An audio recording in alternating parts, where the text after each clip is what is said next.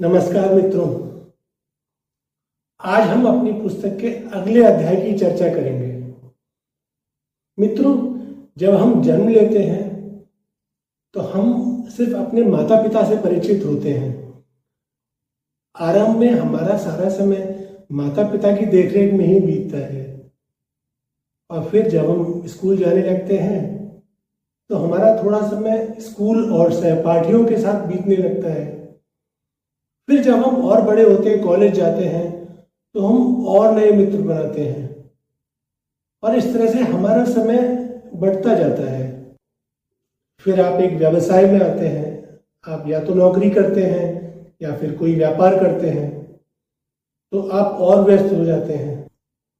तो अब आप ये देखिए, आपके पास वही 24 घंटे का समय है और आपके परिवार में एक नया सदस्य आने वाला है या आप दूसरे परिवार में जाने वाले हैं और आपका अधिकतम समय उस परिवार में उस सदस्य के साथ बीतने वाला है। तो ये आपके जीवन में एक बहुत बड़ा परिवर्तन होता है। बाकी सारे रिश्ते तो आपके कुछ जन्मजात होते हैं, कुछ स्कूल में जाके बनते हैं, कॉलेज में जाके बनते हैं, लेकिन ये जीवन साथी वाला रिश्ता कुछ अलग होता है, इन सबसे अधिक महत्वपूर्ण होता है। उसका कारण यह है कि माता पिता एक उम्र तक आपका साथ देते हैं। उनकी छत्र छाया आपके जीवन में सदा नहीं रहती। आपके भाई बहन भी धीरे धीरे अपने व्यवसाय में व्यस्त हो जाते हैं, अपने परिवार में व्यस्त हो जाते हैं और आपसे दूर चले जाते हैं। आपके मित्र और सहपाठी भी अपनी अपनी जीवनचर्या में व्यस्त हो जाते हैं और एक समय आता है जब आप अकेले रह जाते हैं।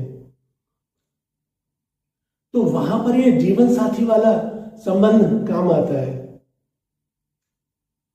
पति या पत्नी को जीवन साथी इसीलिए कहा गया है क्योंकि वो इस जीवन की यात्रा में हर सुख दुख में अंत तक आपके साथ रहने का वचन देता है या वचन देती है,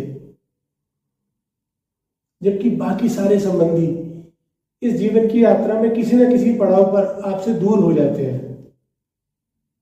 तो हुआ ना ये रिश्ता सबसे अधिक महत्वपूर्ण, इसीलिए इसको जीवन साथी कहा गया है या फिर लाइफ पार्टनर, जो हमारे जीवन की हर परिस्थिति में हमारा भागीदार होता है। तो अब आपको इन सब बातों को ध्यान में रखते हुए अपनी जीवनचर्या में बैलेंस बनाना है। आरंभ में तो हनीमून पीरियड होता है।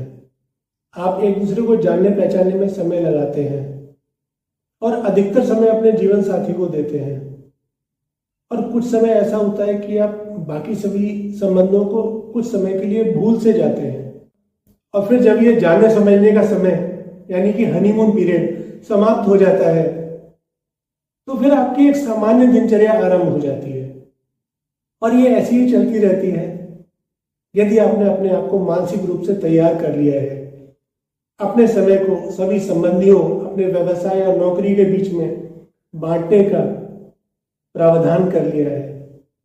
ये मात्र सिर्फ पति और पत्नी का रिश्ता नहीं होता, विवाह के साथ साथ अनेक नए संबंध जुड़ जाते हैं और आपको उन सभी संबंधों को भी निभाना पड़ता है।